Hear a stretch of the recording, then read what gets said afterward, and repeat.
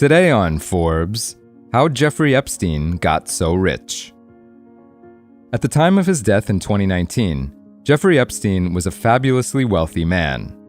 Between his collection of lavish homes, 2 private Caribbean islands, and nearly $380 million in cash and investments, he was worth $578 million, according to his estate.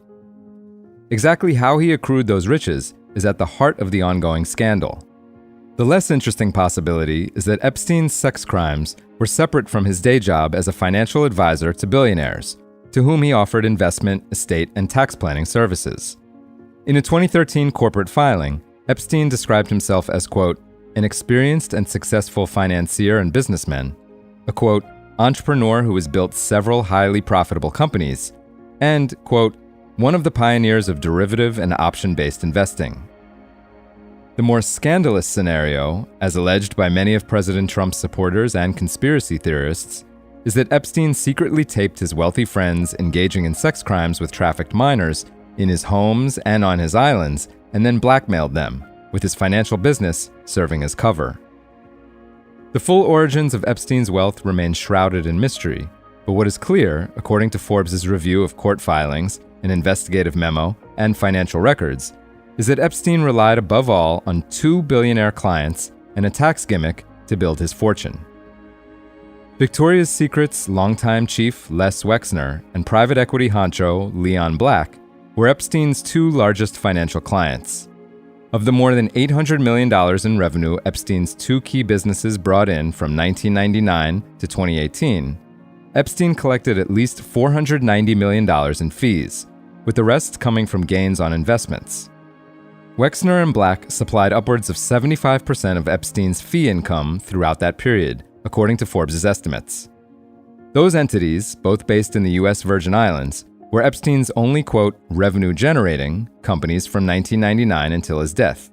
This, according to an expert report provided by an accountant in a 2022 case filed by the U.S. Virgin Islands government against J.P. Morgan Chase.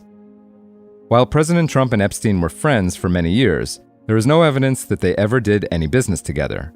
They reportedly fell out after competing to buy the same Palm Beach estate in 2004. In that competition, Trump won. Wexner, who is 87 years old and the founder of Apparel Giant Limited, was Epstein's primary client from 1991 until 2007, before the 2 men fell out. Wexner paid Epstein an estimated $200 million over the years. Black, who is 73 years old and the founder of private equity firm Apollo Global Management, paid Epstein $170 million between 2012 and 2017.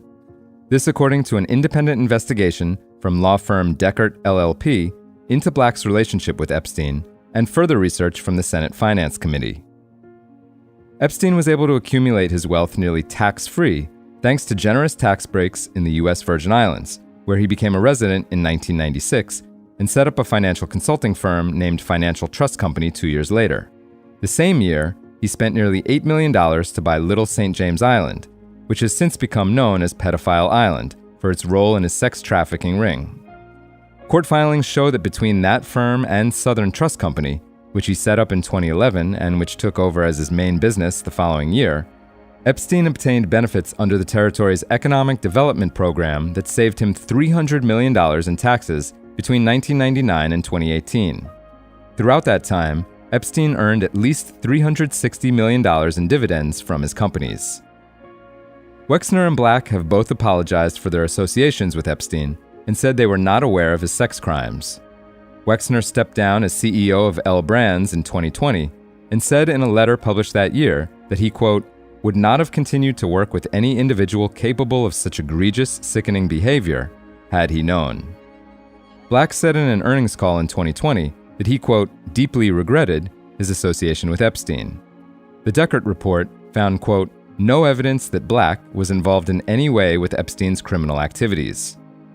In 2021, Black stepped down as Apollo CEO and from his position as chairman of the Museum of Modern Art. The 2 men were not Epstein's only clients. The full extent of Epstein's wealth and client list is still unknown, though further details may be public soon enough. On July 17th, Senator Ron Wyden revealed that investigators from the Senate Finance Committee had reviewed some of the Treasury Department's files on Epstein last year. They found that there were more than 4,700 transactions with Epstein's accounts at 4 banks: JP Morgan Chase, Deutsche Bank, Bank of New York Mellon, and Bank of America, totaling more than $1.9 billion. For full coverage, check out Giacomo Tagnini and John Hyatt's piece on Forbes.com. This is Kieran Meadows from Forbes.